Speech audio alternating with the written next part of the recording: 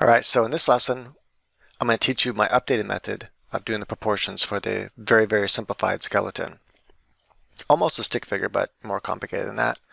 Alright, so let's go ahead and get started. It's really important that I'll be doing this with a pencil, or not pencil, with the marker, but I recommend you do it with the pencil. So I'm using a Copic gray marker and also a Sharp. Basically, it's kind of like a very fine tip Sharpie, but it's not a Sharpie, a different brand, artistic brand. And so we want to do a ruler, so make sure to use a ruler. What the ruler will train, it'll train your mind to get the measurements exactly. And so the more you do with measurements, the better you get with it. And I recommend just using the inches on it, or you can even go by half inches, for the segments. And so just make sure whatever you choose to do to break it up into 8 segments. And again, I'm using the half inches here to break up in segments. It's important that you have measurements, that way you know how wide it's going to be, because the figure is going to be twice as wide as one of your segmented lengths. So in this case, my segmented length you can see right there is a ½ inch. So I'm going to measure each side from the center that ½ inch, which means that my figure is 1 inch wide. So my segments are ½ inch, my figure is 1 inch wide. So basically, however long you make your figure, and divide in half and half and half, and that gives you your segments. Take that segment length, whatever that segment length is, and just put it on each side of the figure, and that will give you the width of your figure.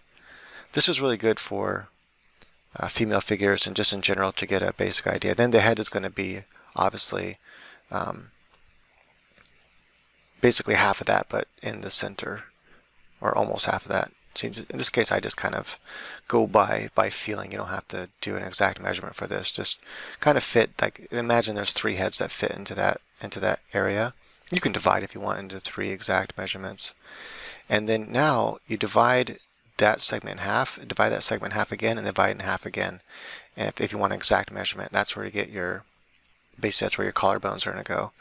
And that's going to be the length of your neck from that line upward to the head. Then just draw a line straight down from the edge of the collarbone down to the halfway point, which is going to be the crotch, and that's where your hands are going to go.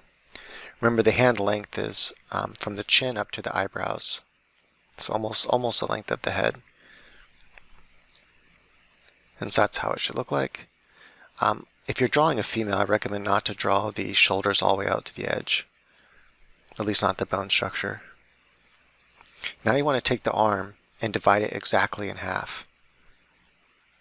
So from the wrist to the shoulder, from the top of the shoulder, from that line we made, if you divide that in half, that's where the bottom of your rib cage is going to go. It might extend a little bit farther than that, but that is a general idea. I'm just making some dots here since I'm working with pen and not with pencil. I can't erase. I just want just putting some dots so I know pretty much where the rib cage is going to go.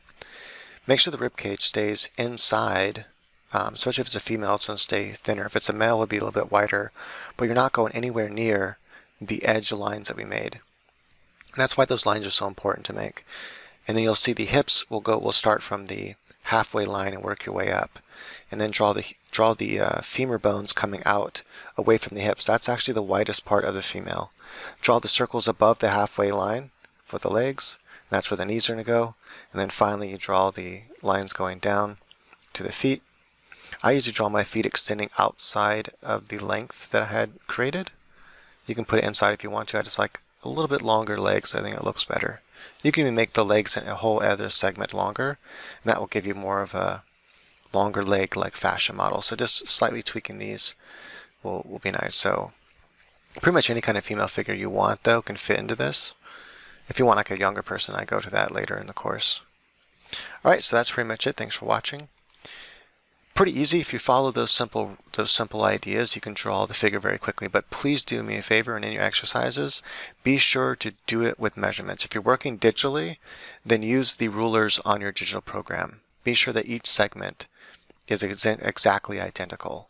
By doing that, again, you train the brain to have an exact measurement of how things should be, and you train your brain to better recognize proportions. If you start to do this by eye and not by measurement, then make sure to do a measurement with a ruler and see how close you were to the halfway point. Measure the top from the halfway point to the top and the halfway point to the bottom and see if they're identical. Because sometimes it looks like you're dividing in half, but then you go to measure and you're like, wow, I didn't realize I was that way. I was that much off. So be sure to measure.